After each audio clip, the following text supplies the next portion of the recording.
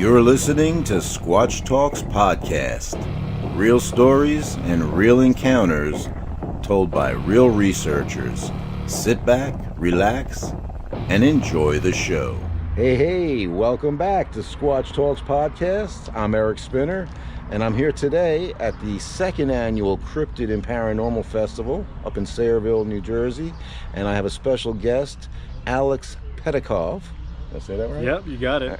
And Alex is part of the Small Town Monsters crew and also does a lot of his own, what do you call it? Say it. Films and productions. Yeah. Productions is the word I think I was looking for. You have to forgive me. I've been in Florida all week, and I got a little sciatica pain going on. So there you go. The brain's not as quick as it usually is. But Alex did a fantastic presentation, so we're going to include some of that in this episode that I'm putting together. Beyond the Trail, as Mike had said, that's a series I've done since 2021. It's been very open-ended, so that's where a lot of the stories I'm going to share today come from. We've gone all over North America. We've been really fortunate to go to just many of these locations. You can kind of see a lot on the East Coast, down into the South, obviously the Rocky Mountains, up into the Pacific Northwest, and up into Alaska. And as you'll see some of the pictures, I like to do a lot of visuals in my presentation, so hopefully you'll enjoy some of the photographs you see. Current series I'm working on is called Strange Places. It's kind of straightforward. It's about weird places, maybe strange history, paranormal history, just fascinating locations. Here's a couple of them in upcoming episodes. One is an abandoned radar station on a mountain in Vermont that was connected to the Betty and Barney Hill abduction case. They recorded a UFO sighting for 18 minutes on top of this base. We recently did a 20-mile round-trip hike to this location and actually slept on one of the towers. You can kind of see that. And that's myself in an abandoned coal mine near Scranton, Pennsylvania. They had the whole anthracite industry there, and it's kind of like a haunted mine, and that's a upcoming episode. That's a series I'm really digging, kind of working on. In fact, my brother and I were just down in North Carolina doing stuff on the Brown Mountain Lights and some other weird places that'll be cool for that series. But I just wanted to take a moment and get him to tell about some of what's going on with his productions coming up. Yeah, I mean, it's this is funny. This is the tail end of a trip I took down south. I was actually in North Georgia with Matt Pruitt, who's a good researcher, a good buddy of mine, and he's got a cool area in North Georgia. So we kind of did the whole Appalachians. Then we were in Western North Carolina for my series Strange Places. We did some stuff on the Brown Mountain Lights. Okay. They're these weird kind of anomalous lights that are seen in an area called the Linville Gorge. It's part of the Pisgah National Forest in North Carolina, the beautiful kind of western North Carolina mountains. There are these weird lights that have been seen for centuries, just balls of light that kind of float above the mountains and are seen in the trees. And we've seen them. Yeah, like people call them spook lights, ghost lights. Some people connect it to UFOs. Some people claim it's just a ball lightning or some weird natural reddish formation. Orange or usually whitish yellow. Yeah, whitish yellow. And while we were there, we did see some Brown Mountain Lights, but we did this really cool experiment with some folks called Joe and Jesse of Hellbent Holler, and we were kind of able to debunk a little bit of our sightings as people seeing. You stand on one ridge and you're looking across the other mountains and you're seeing hikers at night with their headlamps, and it looks very weird, and you're kind of there looking for the lights, so you sort of have like a Brown Mountain Lights on the brain sort of thing, like you would say Bigfoot on the brain. Absolutely. And any light is like, oh my God, there's a Brown Mountain Light. Now we were able to debunk what we saw, but not what other people have filmed. I mean, there's people have filmed stuff flying over the ridge and into formations. That's not as easily explainable as just hikers' lights. So we did that. We were doing some stuff in Shenandoah National Park area.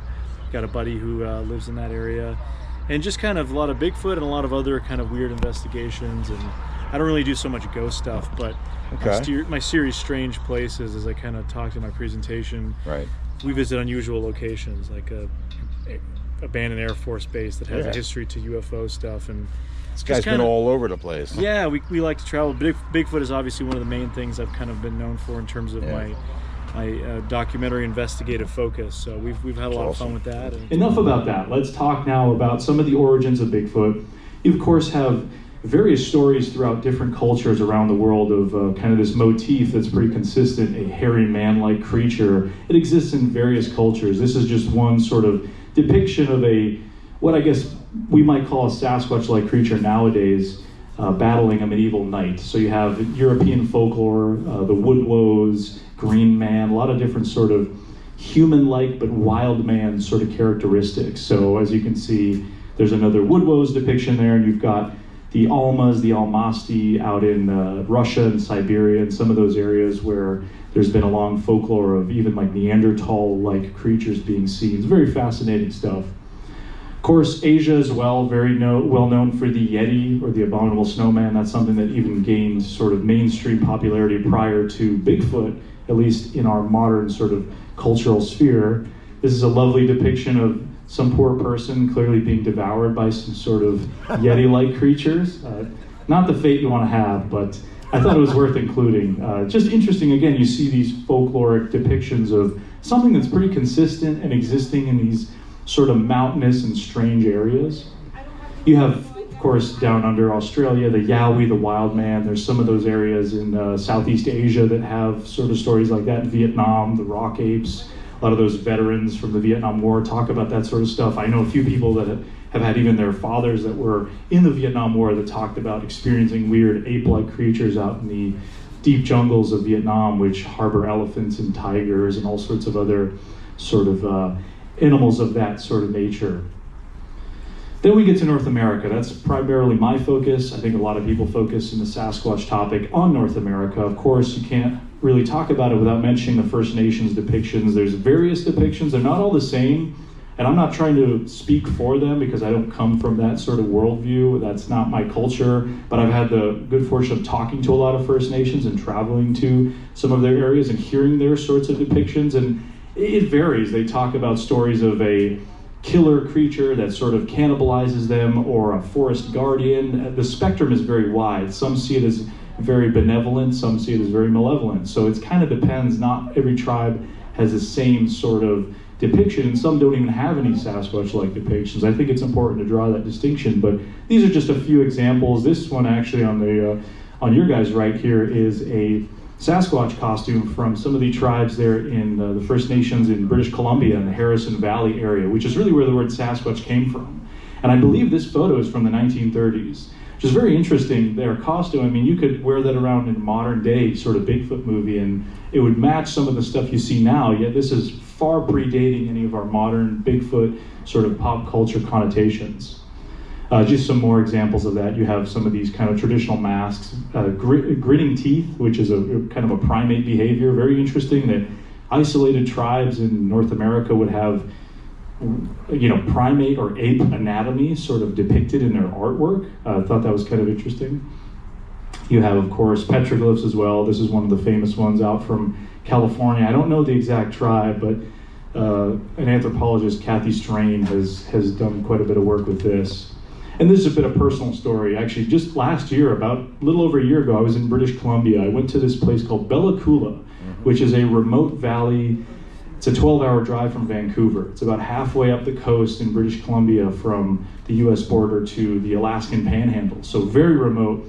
And I went to work with a tribe called the Newhalk Nation. They're a First Nation up there in Canada, and they had very interesting stories of a creature they called the Sninnik, which is sort of fits a lot of the descriptions of the Sasquatch-like beings you see in that area. And they took me to a very interesting site with 14,000-year-old petroglyphs, which was kind of the origin story for them. It was a sacred site. It was a really interesting location. We didn't get to take pictures or video out of respect, but they gave us a wonderful tour, and they had this little kind of face, and they call it the ET face, sort of as a joke, but it looked like a little alien head, and they said that is the cosmic Sninnik. So in their kind of words, cosmic Sasquatch. That's where the world comes from. So this creature is very tied to their very existence and their kind of origin story, which I found really interesting. And it was just, I mean, it's such a beautiful area up there. You're nestled in the coastal ranges of British Columbia, those temperate rainforests.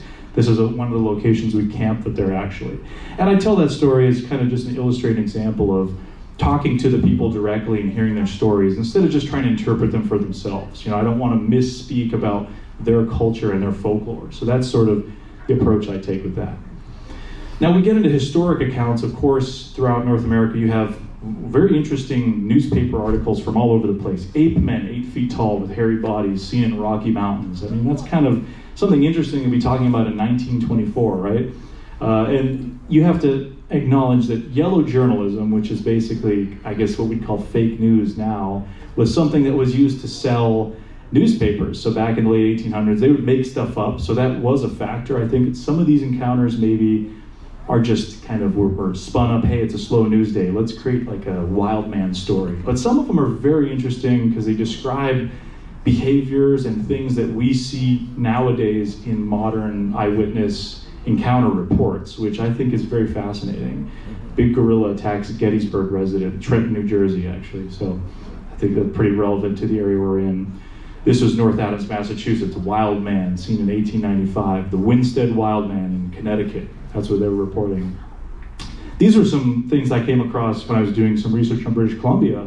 I mean, they had these very interesting sort of reports and diagrams, and I guess they had a little bit more of a caveman-like appearance, but some of the other depictions are very modern. I mean, I was reading these when I was working on a film about British Columbia, and some of these reports, I mean, you could read them today in 2024, and they read like many modern accounts, yet this is from over 100 years ago, where there wouldn't have been, you know, nowadays you can find many Bigfoot podcasts and shows, and you could, if you wanted to hoax something, you could create an encounter based off of kind of the archetype of other encounters. Yet 100 years ago, I don't think they had that kind of access to that sort of knowledge, yet they were reporting very similar things. So I always found that fascinating.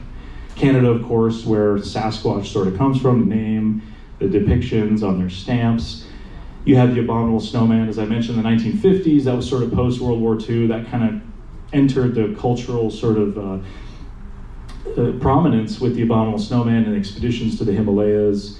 Then, of course, Bigfoot, coined in the 1950s, kind of a silly name. I know a lot of people kind of prefer Sasquatch. It sounds a little more scientific, a little more interesting, but as you can see, they had newspaper articles there in 1959. New Sasquatch found, it's called Bigfoot. That's why a lot of people use them sort of interchangeably.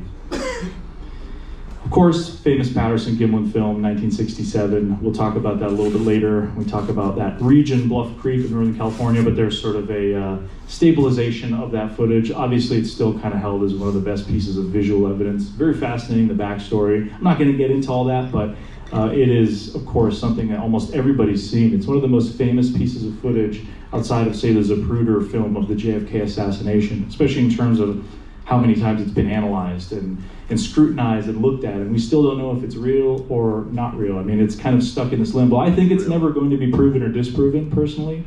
I think it's just something that, it's just a matter of interpretation, which means we need to find something better than that we can actually confirm and verify. Of course, nowadays you have the many cultural sort of depictions of Sasquatch, lots of very interesting, you know, video games, Olympic mascots, movies. Harry and the Hendersons, of course, probably everyone here knows of Harry and the Hendersons, especially younger generations know the video games. You got Red Dead Redemption, Far Cry 4. You know, you can play all these games, and there's so many different cultural depictions of Sasquatch. It's almost like it's a Mickey Mouse-like character, but it has no copyright. It's not owned by Disney. So anybody can latch on to Bigfoot and Sasquatch and use it in their marketing, and you see it a lot.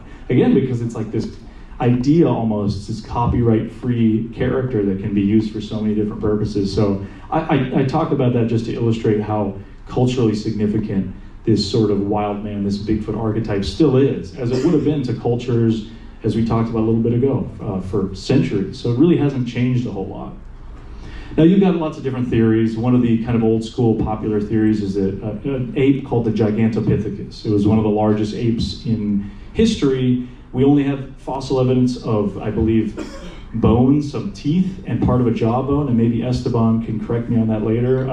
I think that's it, and this is one of the largest apes ever known. Very fascinating, and I believe the bones only survived because of being dragged into caves by porcupines that consumed the bones, and that just happened to be preserved in the cave, as opposed to the humid sort of Southeast Asian environments that aren't really conducive for fossilization. That's a popular theory that maybe, hey, this ape survived, somehow has adapted bipedalism, and is a kind of Sasquatch-like creature. It's an older theory. I believe it was Dr. Grover Krantz who first sort of postulated this. Then you have other theories, Paranthropus, Neanderthal, other sort of near-human kind of creatures. Maybe they are responsible for what is the modern Sasquatch. You have paranormal theories, of course. There's a connection, interdimensional sort of stuff. Other kind of paranormal things, UFOs, aliens. There's a lot on that front as well. And again, I'm not going to kind of share all of them, just kind of give you an overview.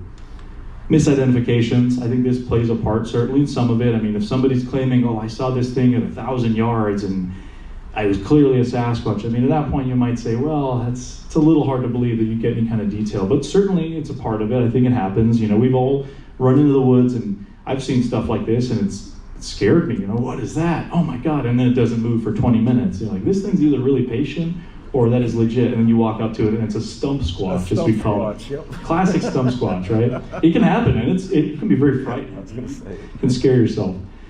Hoaxes, of course. Unfortunately, in this topic, there's a lot of hoaxes. You have stuff like the Ray Wallace sort of tracks from in the earlier days, in the 50s and the 60s.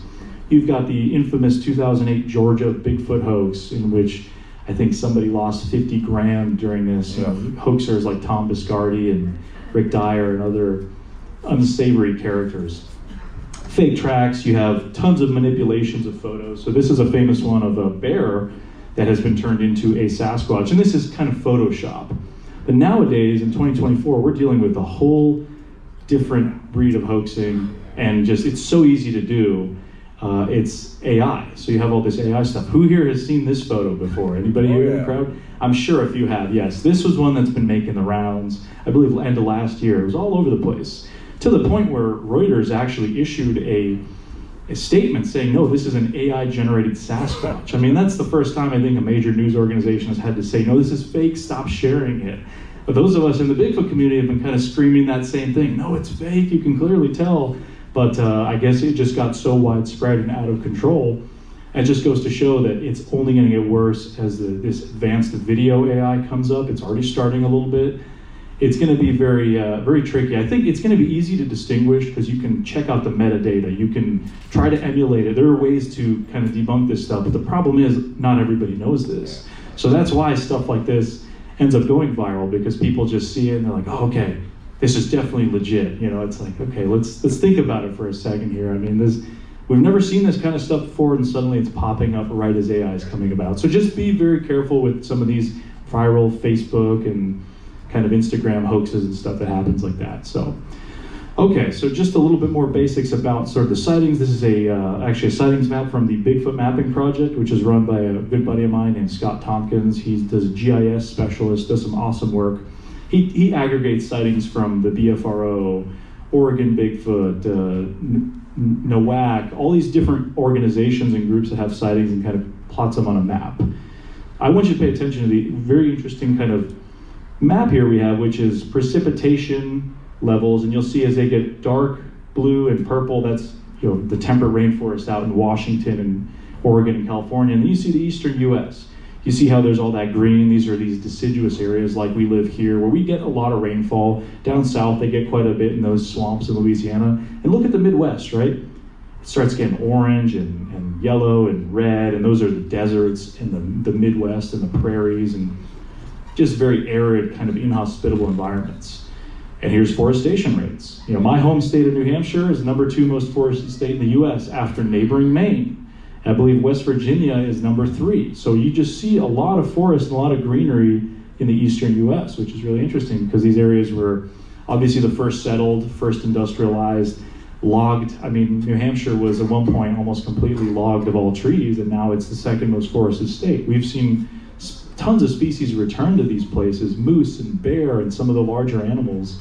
Maine has upwards of 70,000 moose right up in this area. And that is the most amount of moose in the U.S. outside of Alaska. So these environments are conducive to large animals that need a lot of resources to sustain themselves. So why not maybe a few Sasquatch in the mix? Now we look at the maps all together, right? Look at the sightings. Look at the rainfall, look at the forestation, look up in the Pacific Northwest, those temperate rainforests, and you see the clusters. And what's going on here? There's nothing in this sort of Midwest area. Where'd all the sightings go? Well, I mean, Sasquatch in a cornfield doesn't really make a lot of sense in Iowa, right? So no offense to the Iowa Bigfooters out there, but it just doesn't seem like the best sort of habitat, and that's not where the sightings usually come from. So many different regional names. I mean, this is just a compilation. There's so many. The Fouke Monster, the wild man of the Navidad. There's so many different local descriptions of these sort of things that we would maybe now consider Sasquatch, but in the past were just a localized, the Momo Missouri Monster, or the Skookum, wood devils. That's up in the North Woods of New Hampshire. That's a kind of story that goes back to the 1800s, which they're describing a Sasquatch-like creature, but it's just got its own sort of local sort of thing, because there was no overarching Sasquatch mythos to kind of connect it to. So very interesting. So I'm going to share 4 kind of personal investigations that I've always really enjoyed, some of my favorite sort of adventures, and just some interesting moments. One of them happened in the Olympic Peninsula. There's a group called the Olympic Project out there, and they study wide swaths of the kind of Olympic National Forest in that area, Olympic National Park. It's a very wild part of Washington. There's these beautiful temperate rainforests. Maybe you guys have heard of the Hoh Rainforest.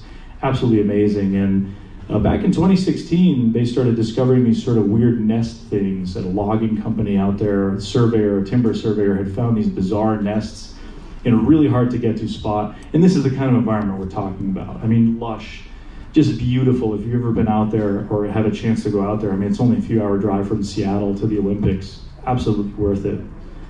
And these are the kind of nest-like things that they were finding. So you've got this is sort of one of the nests here on the right, and that would be I guess a gorilla nest, and I'm sure Esteban can talk about that. But yeah, they were very interesting. They had never seen anything like that in that area. It hasn't been widely reported. And since that time, the Olympic Project has sort of been surveying that area. They've been doing long-term audio recorders and long-term audio studies of that area. And I actually had a chance to go out there a couple of years ago, and we went to this so-called nest site. Now, we don't know what these things are from. I mean, it might not be Sasquatch, of course, that has to be stated, but it's theorized that it might be, right? Why not? If you have something like this, it's private land, you have access to study it, why not do that? And we went out there, we met with them back in 2021 it was, and we went out, this typical Pacific Northwest night where you have rain pouring. And we're like, oh yeah, we're gonna go hike down to the nest site and camp in that area. We're gonna be the first people to ever camp there with some of the members of the Olympic Project. Again, pouring rain. And you're hiking through 7-8 foot tall huckleberry bushes that are smacking you in the face every moment you go. And you're like, are we almost there yet? I mean, it was brutal. And you finally get to this little clearing they had made, and that's kind of the area where they found, I think it was 26 or so of these weird looking nest things in that area.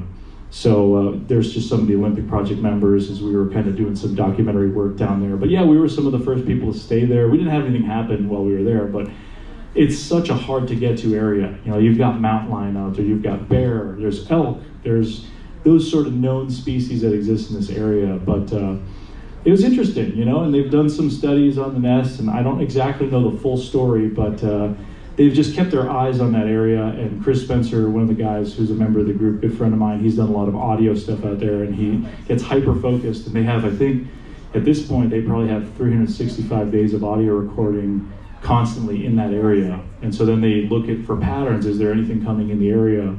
It's just, they do a good job. I think they're pretty thorough and dedicated, and it was just a cool experience to kind of go down there and check it out. And it makes you wonder, is that something that is going on? I don't know. I'm not a primatologist. I can't speak to the nest aspect of it, but it was just weird because there weren't really any animals known in the area that did that sort of exact behavior in that way. And even the timber surveyors and the people in that logging company were saying, this is stuff we've never seen, and we've been working these mountains for 50 years. So kind of cool. So this is us actually camping there within 10-15 feet of some of the kind of original nests that were discovered. Now we go over to Bluff Creek. This is where the famous Patterson-Gimlin film, of course, was taken. Went out there a few years ago, and it was just a heck of an adventure. We had some interesting stuff happen, so that's why I'm going to share some of my stories from there. This is one of the views up there in the ridges. I mean, this is such a beautiful area up there in Northern California. It's one of the most remote areas of the West Coast even. I mean, just this untouched wilderness.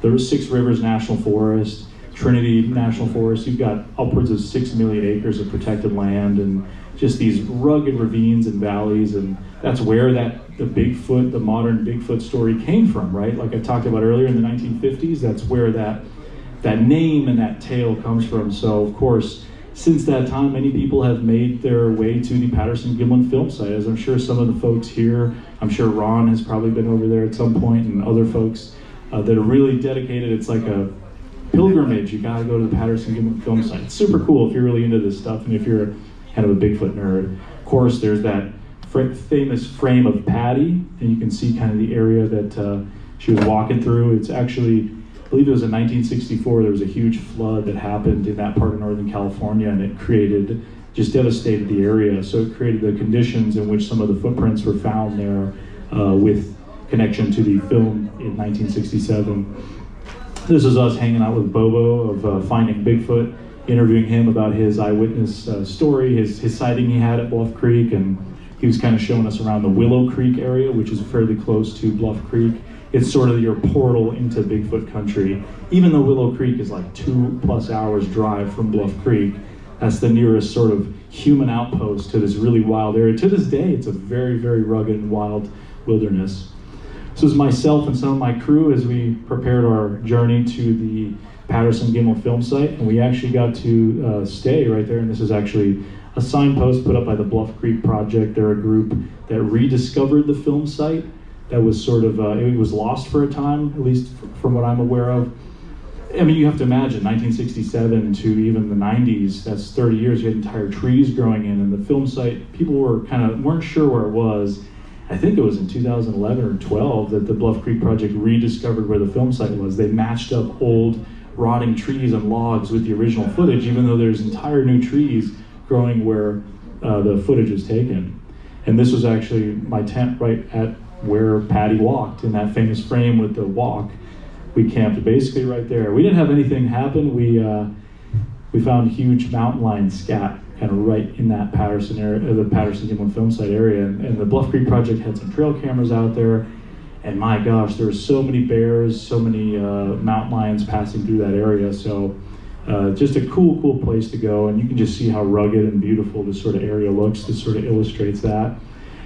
And so then we had some really weird stuff happen our last night out there. There was a gathering of people that came to camp, a bunch of folks, including Ken Gearhart, who I believe spoke last year at this event. He's a good dude. He came out there. They were doing a giant salamander expedition up there in Northern California. There's another cryptid scene up there. It's a sort of like a kind of like a hellbender salamanders that are in Pennsylvania. They were alleged to have some there in the Trinity Alps in Northern California. So there was a bunch of us in camp. And we were being shown the area where the original Bigfoot tracks were found that gave way to the name Bigfoot in the 1950s. And my buddy Ron, his dog, was acting very unusual at tail between the legs. He was trying to duck into the side of the trail. This is a dog that's probably hiked more than most people. Has done the Appalachian Trail with his owner. I mean, is around a lot of critters. And he was just acting, it was the most scared I've ever seen a dog. And some of the other guys in the group were saying they were hearing weird movement in the woods. Thinking, okay, I mean, could it be a mountain lion? Could it be a bear, right? And I guess the dog never has reacted to that sort of stuff, so it was just unusual. And some guys are saying they were hearing these sort of wood knocking type sounds and this weird sort of stuff. And then we get back to camp, the dog is sort of calmed down, and I hear this kind of interesting whoop sound. And I'll just play it for you just because it's interesting. Let's see if it'll play here. He wasn't scared anymore. He wasn't scared anymore. He wasn't scared anymore. He wasn't scared anymore. Uh-huh. So it's faint and it's looped because I was talking and I happened to be filming. I'm saying, "Oh, the dog, he isn't scared anymore," and this is sort of an enhanced version. He wasn't scared anymore. He wasn't scared anymore. He wasn't scared anymore. He wasn't scared. He wasn't scared. Still going. So yeah, that was weird. It was unusual because there was a whole sequence of events, and I'm kind of condensing the story for the sake of time. There's kind of a lot more going on, but I was the only person in camp that heard that. Everybody else is roasting hot dogs and marshmallows by the fire, and I happen to be filming, and I step to the side of camp to check on the dog. I'm saying, "Oh, he's not scared anymore," and I hear the whoop, and I turn, I'm like, "Oh, who did that whoop? Did you guys hear that?" I'm thinking maybe somebody did it. And there's two people standing 10 feet from me, and I'm like, "What are you talking about? I didn't hear anything." Only me and the dog reacted, and my first reaction was that Ken? I thought Ken Gearhart, maybe he was letting out a whoop for whatever reason. And I checked with everybody in camp and nobody did a whoop. Nobody had heard anything except for me, the camera, and the dog. So it was it was kind of an interesting encounter. Awesome. I can relate with the portion where you talked about the British Columbia. Yeah. Right. I've been out to the Sunshine Coast. Yeah. That's where I saw my first Bigfoot, actually. Wow. Yeah. It's a beautiful area, man. It's unreal. God's country. Yeah. It really is. Those mountains just jumping right out of the sea. And, amazing. Talking to the First Nations I got to speak to there, and then you go to visit all the places that Harrison Hot Springs, where John Green and all those influential figures were at some point. So Absolutely. It's really cool. And then driving through to Alaska, of course. I drove up from... It's got to be amazing. It was amazing. You go through the northern part of British Columbia, which is where the Rocky Mountains actually end. So it's totally different than the coastal regions. It's very Rocky Mountain. So the Yukon and into Alaska. And Alaska's just something unto itself, it's just it's quite a place. So. I think I might try to do that Alaska Bigfoot cruise. I'm actually going to be a speaker on that. Are you? Yes, Oh, nice. This year, so that's awesome. Hey, so that'll be cool. That'll be a lot. See you there. Yeah. Hey, book passage on the Alaska Bigfoot cruise. Yeah, see Alex talking. It's gonna be a lot of fun. My wife asked me on the way home from Florida if I'd ever considered doing a cruise. I said, well, probably not. But maybe the Alaska Bigfoot. That's probably the exception, right? Yeah, because I'm not a cruise guy either. But when they asked me to do that, I'm like, yeah, absolutely. Probably the most touristy thing I'll do, because I'm definitely more of a, kind of rough, outdoor, just like planning my own stuff type of thing, exactly. Away from the resorts and just go. But this will be a good, they're like, oh, you can bring your fiance too. I'm like, okay, there cool. You go. We'll have a little, kind of pre-wedding sort of thing. It could be the pre-honeymoon. Pre-honeymoon, exactly. Exactly.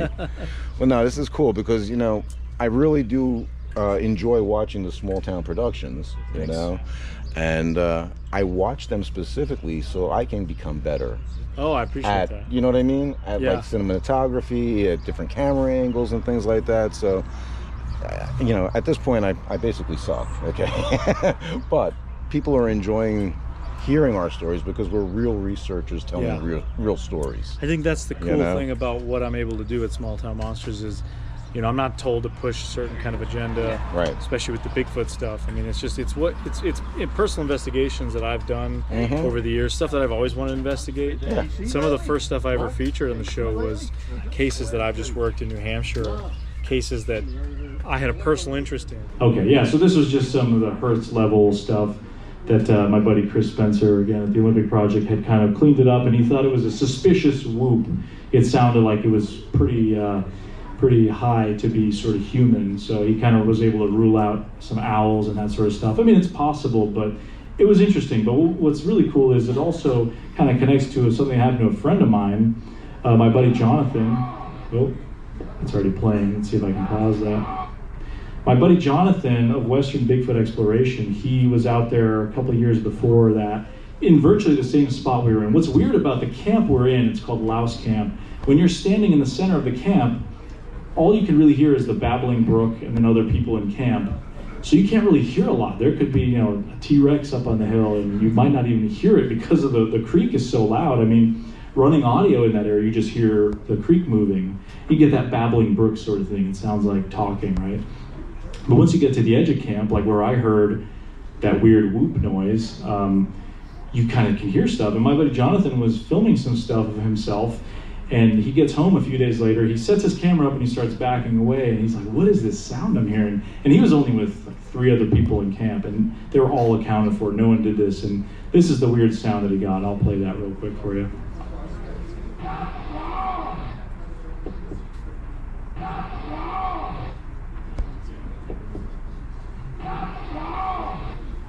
And that's like a clip he was going to delete because he was trying to set the camera up in the back of the truck and back up and get a shot. He's like, what is this weird scream thing I got? I mean, it was very unusual. He didn't hear it at the moment while he was there, and nobody else in camp did. So it was just kind of a weird sort of occurrence. It was kind of cool. And it wants to play again. Okay, so that kind of concludes my Bluff Creek segment. We're going to talk about this kind of funky, interesting track that some buddies of mine actually found in 2022. It's up in central New Hampshire. So I'm from New Hampshire. That's kind of where I'm at most of the time, even though I do travel a lot. That's sort of my home base. So my buddies Brian and Evan, who I know some of my friends here will know them, Evan had an encounter with a Sasquatch-like creature in 2019, I believe, in this location. And my buddy Brian had a weird encounter up in the White Mountains of New Hampshire back in 2003 where something brushed its hand up against his tent and let this weird vocalization out that he said he felt kind of vibrate in his chest. So, they both had encounters, and they were like, hey, let's go show each other our encounter locations. So they're going to visit each other's locations, and they were quite a distance away, but they get to the one location where Evan had an encounter, and they found these kind of really weird footprints. And I'm just hanging out on a Saturday morning, kind of lazy, whatever, and all of a sudden I see my phone, 5 missed calls, frantic text messages. I'm like, what is going on? What is with these guys, right? And they're like, Alex, we found some weird prints. Like, we don't know what it is, but we're both too nervous to try and do the casting of the prints with plaster. Can you come help us? I'm like, oh, luckily I had nothing going on. So we went out there, and this is one of the prints. There's a series of 3 tracks, and they were going across a dirt road in an area that's had not only Evan's encounter, but there's been quite a few other encounters right in that area. Some on the BFRO, some on other sites as well. It's kind of near a lot of, as we talked about, New Hampshire is very forested, so there's a lot of forest land, tons of moose and bear and that sort of stuff. So those habitats have no problem supporting large animals that can weigh up to 1,000 pounds. So yeah, this is one of the tracks they found. It was kind of crossing this dirt road, and it was right after the kind of mud season where you have that thaw in the spring and the animals start moving around again. The ungulates start moving around, so the deer and the moose and that sort of thing. And that's a time where we've noticed over the years there have been actually sightings and encounters reported during that time period when it seems like kind of everything's coming back to life. So we did our due diligence and we just casted them. And one of the tracks, the one back here, this one was kind of up on an embankment. And I was really nervous. I'm like, oh boy, I don't know how to cast on this angle. So I just call Cliff Barrickman up, finding Bigfoot. I'm like, hopefully Cliff picks up. Luckily he did. I'm like nervous. I'm like, Cliff, I got this track. I don't want to butcher this. He's like, all right. He said he's like a counselor running me through it. All right, just calm down, build a little dam, and kind of take care of it that way. And luckily it worked. I made the plaster a little bit thicker, so it was able to kind of capture it. I still have that cast at home and the other one. So yeah, that's kind of that. So you can see it was going up an embankment. I think the only reason the tracks came out is if you know, even around here in New Jersey, it's very similar kind of underbrush that we would have in the Northeast. You see all that leaf litter and everything. I mean, finding tracks is very rare. Usually in the winter is probably one of the only times you get good snow or like perfect mud conditions, but animals rarely will step in the like perfect mud kind of spot. But on the side of the road, there was these kind of, all this dirt that had been pushed up by the plows when they come through. On these back roads, they usually don't salt them. They either use dirt or they just kind of brutally sort of plow it, and it creates these little dirt embankments that were perfect for, you could punch it and leave a little fist imprint. So that's I think the only reason these tracks are even preserved. And I don't know, of course, I can't say 100% what the tracks are from, but they were interesting. And you can see actually these are, they came out they're like the blob squatch equivalent of a track. I mean, they're not very good, but this one kind of came out the best. You can sort of see kind of, I think they're around 14 inches, and you can sort of see what looks like some kind of digits. I don't know, I can't say 100%. And I always like to err on the side of skepticism, of course. And the last thing you should assume is that it's a Sasquatch. You should try to debunk kind of yourself, and 99% of the time it's probably not going to be Sasquatch. It's going to be something else. But I think it's important to document all your findings and just have that record of everything just in general. So yeah, that was a really cool one. That was a fun investigation. Because imagine if I was like busy, or if I was hanging out with my girlfriend at the time, and I just wouldn't have been able to make it up there. So I was really glad, because those guys were nervous. They didn't really know what they were doing. So it was a really cool experience. Now getting into sort of my favorite personal investigation I've ever done. It's a place that's codenamed Area A. It's up on the Kenai Peninsula in Alaska. I mean, Alaska, for those that have been there, I'm sure you know, it leaves an imprint on you whether you like it or not.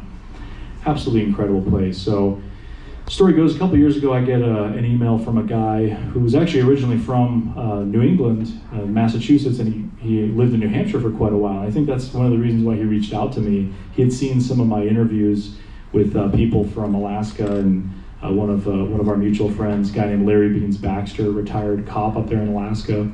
So this guy, Scott, reaches out to me and he says, I have this cabin I built a few years ago. It's over an hour boat ride from the nearest town. I just built it out there to have like a fishing and hunting cabin. That's really it. And since the start of that, we've been having really weird stuff happening. Rocks being thrown, weird vocalizations, like T-Rex roaring sounds coming from the mountains. And it's to put it in perspective, the Kenai Peninsula is an extremely rugged mountainous region. It's about the size of the state of Maine. And it's its own peninsula. You know, there's huge brown bear there, tons of moose, lots of wildlife.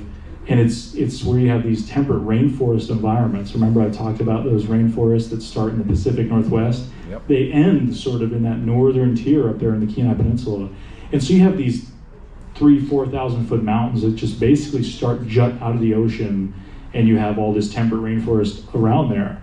You, of course, people have probably heard of the Port Chatham story, Portlock. That's on the Kenai Peninsula. Les Stroud actually had a weird encounter while filming Survivor Man out there in the Kenai Peninsula. I did a whole video on those two topics, and I interviewed Les about his encounter. So that's the kind of area we're in. So this guy Scott messages me, and we talked for a while, and he said, hey, talk to my friend, former biologist. He had stuff happen out here. Talk to my buddy, Alaskan big game hunter. He had stuff happen out here. He's like, we've had all this weird stuff happen. I don't know what's going on. But he said, he extended the invite and said, anytime you want to come up, you're welcome. He does very well for himself, so he's able to kind of have this cabin, and you can see a picture of it. It's beautiful. I mean, it's heaven on earth. I mean, top 10 one of the most beautiful places I've been for sure. As you can see kind of what it looks like. You've got glaciers and mountains, and I mean, the area you imagine, if there's something like Sasquatch and it exists, this is the kind of place you'd want to be if you're thinking in the mind of a Sasquatch. You can see that just the beautiful terrain there, absolutely incredible. We went out there in 2022 for a week. We had a bunch of weird stuff happen. Nothing I can say is definitively Sasquatch, but it fits that sort of purported behavior that we've seen reported before. Here's another photo. We were following mountain goat trails up the mountain up there, and I've been there twice now to the property. The first time in 2022, went for a week, then we went for 2 weeks up in this past summer, actually. Yeah, summer 2023. My brother actually went with me. We drove up to Alaska and went from there, which was absolutely insane. I mean, it's a crazy drive, beautiful, going through those parts of Canada, but we spent 2 weeks out at the property, and our idea was, all right, we're going to bring thermal drones, we're going to bring all this stuff and try to see if there's anything going on. So that first week I went in 2022, we had a couple of incidents that happened, audio sort of stuff. And then that second time we went for those 2 weeks, almost nothing happened. And it rained the whole time. I mean, it's a rainforest, right? So it's kind of to be expected. But one of the nights we were sort of actually hanging out by this fire pit, and we had heard what sounded like wood knocking and rocks being thrown into the ocean, but they would hit stuff along the way on the way down. So, and I'll share a few pieces of audio that were captured prior to our trip that were just over the time that the property owner and some of his guys that investigated, like my buddy Larry, who's again a retired cop up there, have captured some of this stuff. So let's see if I can play some of this audio for you guys.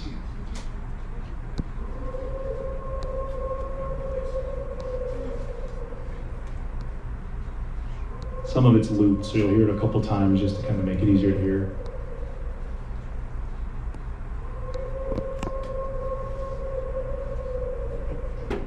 So that's a strange howl. These are guys, they've just been codenamed angry ape sounds. So there's that.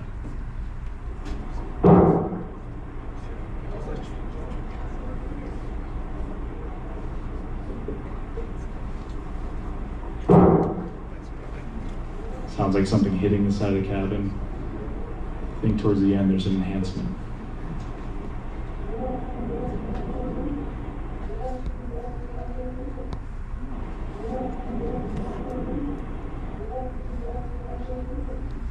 Whatever that is, yeah, weird. There was a short distance howl, and this is again looped.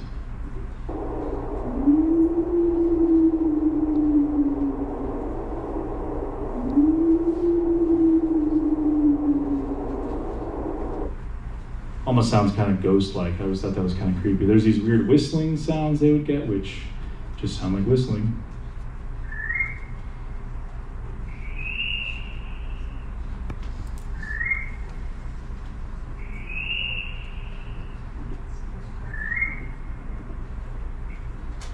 Yes, and then the creepiest one of all is this weird baby crying sound that they hear. It's only been recorded when women were present on the property, so that adds a kind of weird angle to it, but here's that audio.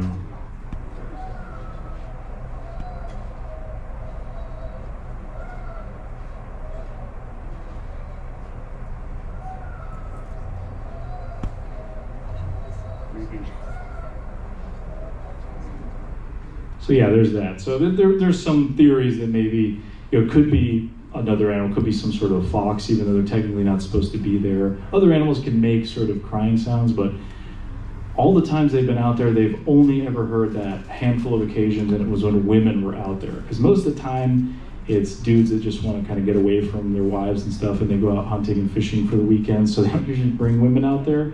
But it's a weird one, and there's this really kind of freaky Alaskan native story for, I think the Tlingit tribes have this story of this creature called a kushtaka, which is the otter man, as they call it. It's not necessarily described as an otter, from what I understand. It's just described as a hairy man-like creature that's seen swimming between islands or channels.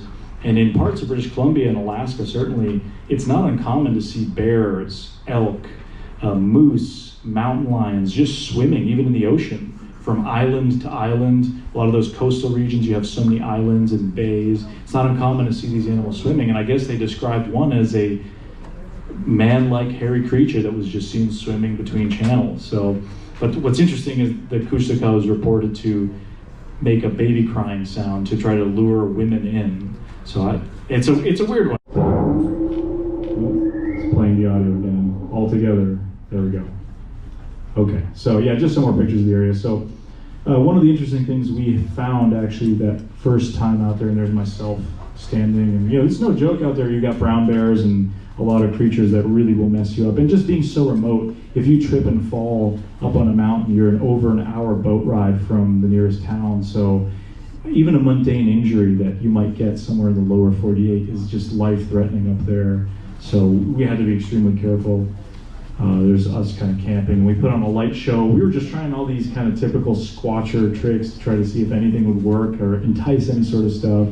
And one of the weird things we found was this kind of oily handprint on the backside of this cabin that was just sort of on this really weird elevated position. It was very bizarre looking. You can kind of see it's definitely got dermatoglyphics, I believe is the correct term, which is these sort of lines in the creases and the swirl patterns. If you look at your own hand or your feet, you'll see that. That's something that really only primates have, I believe, just humans and the non-human apes, so gorillas and chimps and I think some of the lesser apes and that sort of stuff, monkeys and that sort of thing. So it was weird to see that. So you get something like that, it's kind of 50-50. It's either going to be a human being or something human-like. If it does exist, it's going to be something like that. It's not going to be a moose or a bear. And I had actually sent this to a couple of people, like Dr. Jeff Melgrim, who's kind of does a lot of this stuff, and he sent it to some folks, and I sent it to a couple of guys that specialize in primate dermatoglyphics. And they had thought, yeah, it looks human-like. One of the guys initially said, I think it's a bear. And I'm looking at it, I'm like, oh, what the? And he's like, but to be honest, I haven't done dermatoglyphic stuff in 20 years. So I'm like, okay. So he referred me to another colleague of his who said it looks human-like. It could be possibly human doing hard labor out there, and it sort of left an imprint. So yeah, so again, I can't say 100% what it is. I have no idea. We did the measurements. We had Larry Beans Baxter with his law enforcement background. He did collection of the samples. So like it was a crime scene, that's kind of how he treated it. He sent a bunch of the samples off to Doug Hychek for testing with Legend Meets Science too. So we still don't know the results on that, or if there was any kind of viable stuff that was found on there. But it was interesting that we figured, hey, again, sticking with my motto of even if we don't know what it is, let's just document it, do our due diligence, and just we have this. If it's something significant, cool. If not, hey, at least we tried to document it, right? I mean, instead of just taking pictures and whoa, it's cool, we actually tried to kind of find a solution for it. Yeah. So I mean, it's like anything else. I think imitation is a form of flattery. You know what I mean? So when I watch those different shows you guys have produced, it really does help me, I think, to become better at telling our story and to hopefully produce better content. You know what I mean? But any tips you ever want to share with me, I'm happy to learn from you. Ask anytime. Yeah. I'm really struggling with the whole MacBook Air thing that I bought. It's great for editing. Right. You know what I mean? But it's like I'm having difficulty learning Mac. It's a new operating system. You know? Yeah, I hear you. But yeah, I got lavalier mics now. I got a Nikon D350, 300, whatever it is. Yeah. Right. So I got to learn what's best to use and all that. It's always changing. It is, but gear is one thing. But I always find that I've seen films and other things done with like very poor quality cameras, but it's an exceptional film. Right. I think if you have a story to tell and you know how to tell it the right way and edit it the right way, you can film it on a potato and it'll still come across as an impactful message. So, because I know a lot of people, they get caught up, especially a lot of these companies, they're like, oh, we got this new edition of the camera. It means the one you have from 2 years ago is totally obsolete. Right. I don't think that's true. Yeah. Right. I don't think that's the case. I think it's, there's people who have all the fanciest gear and the new stuff, and they can't tell the story. As long as you can get that story or convey it in the way that you feel is appropriate and is the best way you can tell that story, I think that's the best way to go about it. So, well, that's good advice. Do you think you'll ever come to the New Jersey Pine Barrens and check us? Yeah, I'd like to. Talking to your camera assistant here about that as well, and some of my other friends, our mutual buddy Mike Lucci. Sure. We've talked about that, and there's some cool areas. And actually, it's funny, in a conversation with Cliff Barrickman a few years ago, I asked him, of all the places you traveled to, which one really kind of surprised you or stood out? He said the New Jersey Pine Barrens, believe it or not. Oh, I know. He said kind of stood out to him as an area he never would have guessed. He told me he heard some of the best howls he ever heard. Yeah. And it's one of my research areas. Right. I'm the one who helped them put together that whole South Jersey episode. Of course, yeah, right. That's Took them awesome. to all my spots, got them witnesses, and then I got edited out. I wound up on the editing room floor. On the editing room floor, oh no. But hey, it's cool. I get how production it works. company, that's the thing with those corporate production companies. They're not.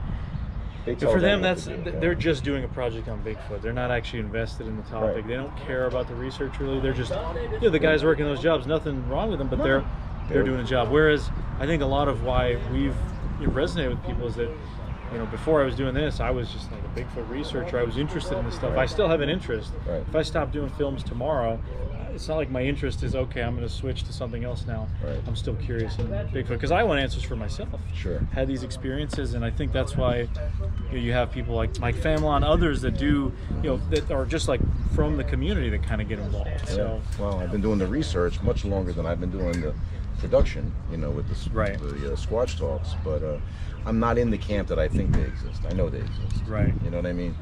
I've had 2 visual sightings. We had a road crossing in the Pine Barrens on my way back from one of my areas. Right. And the sucker almost ran into my car. Wow. It wasn't a deer, it wasn't a bear, so it's like I'm not trying to prove anything to anybody. Sure. I just enjoy going out, learning more about them, and at some point sharing it with others. Like Jake's first expedition was on my Pine Barrens expedition. Nice. Mike Lucci came to one of our Pine Barrens expeditions.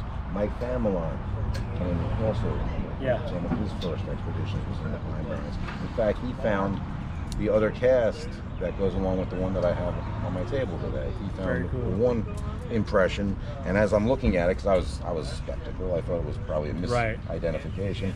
I said, "Oh, look, here's another one." Wow, very cool. I said, "That's great." I said, "We're going to do a track casting demo today, and then we've got real ones, So it worked out, and then we found juvenile impressions across the creek from where they were found. So, hey, you know what? That's the thing, though. The community, like you were saying, we just need to stay in contact and to share these things with others. Otherwise, we're not going to learn.